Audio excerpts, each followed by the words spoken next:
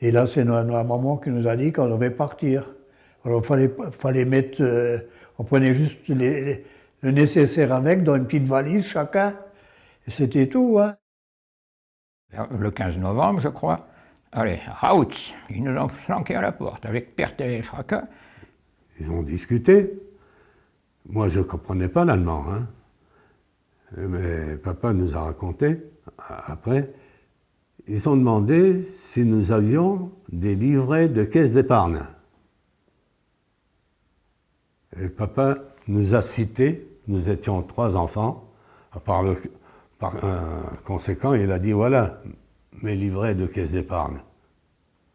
Et je vois encore l'officiellement, qui dans le fond, je ne veux pas dire que c'est un bon père de famille, non, loin de là, mais je le vois encore sur la table, faire signer les papiers à mon père. On vous prend tout ce que vous avez là, les meubles, tout, les vaches, les chevaux, les voitures. Mon père avait même un tracteur avant la guerre. Et bon, vous signez. Mon père qui m'a dit ça, il était assez conscient de la situation. Mais néanmoins, eh bien, l'autobus était là. On avait des grands sacs de l'époque, des grands sacs blancs dans lesquels on mettait le grain. On avait bourré tout ça de linge, bien sûr. On avait droit à 30 kilos, je crois, de bagages. Un monsieur qui nous a pris avec sa charrette, avec des chevaux, quoi. Puis on est parti à Gondanche. Et c'est là qu'on a pris le train. Et après, on était au moins 4-5 jours dans le train, parce on était souvent arrêtés, il fallait laisser passer en premier l'armée qui circulait sur les rails, hein.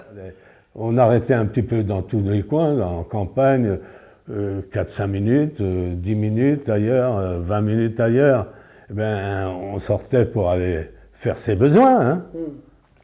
Et je voulais aller au WC, et dans le grand couloir, pour aller au WC, il y avait tous les vieillards étaient couchés par terre.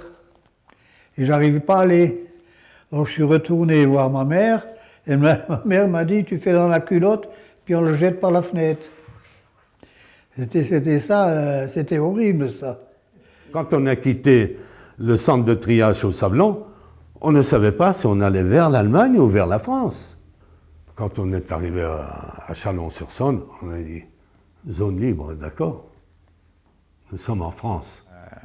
Ligne de démarcation à Mâcon. Là, il y a eu un arrêt du train. On a retrouvé, là, bon, des Lorrains, c'était la zone libre, donc, hein, on pouvait discuter. On a retrouvé des gens là, que mes parents connaissaient, et notamment mon oncle, c'était lui le chef de la délégation d'Henry, puisqu'il était maire à l'époque.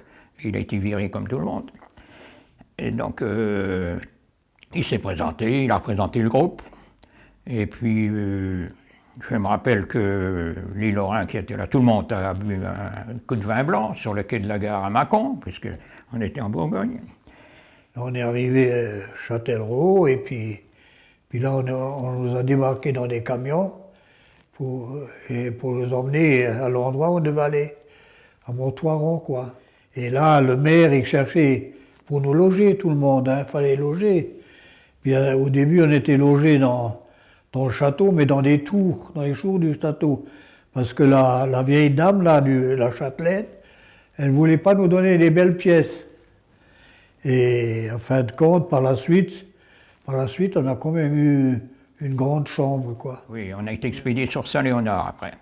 À Saint-Léonard, là, il y a eu le comité d'accueil qui nous a dirigés dans les maisons où il y avait des appartements à louer. Et nous sommes passés pendant 4 ans. Je suis resté avec ma famille à Saint-Léonard.